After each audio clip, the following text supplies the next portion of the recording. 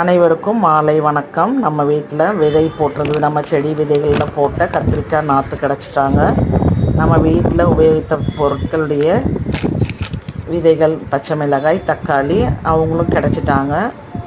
குடை மிளகாய் நான் வாங்கியிருந்தேன், அதுவும் விதை போட்டிருந்தேன், அதுவும் ஒன்று வந்திருக்காங்க.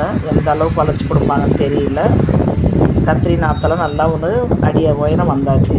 நம்ம இப்போ அதிலே வைக்கும்பொழுது அது வளர்ச்சி குறைவாக இருக்கும். அதனால் வேறு இடம் மாற்றி நம்ம வச்சிட்ருக்கோம்.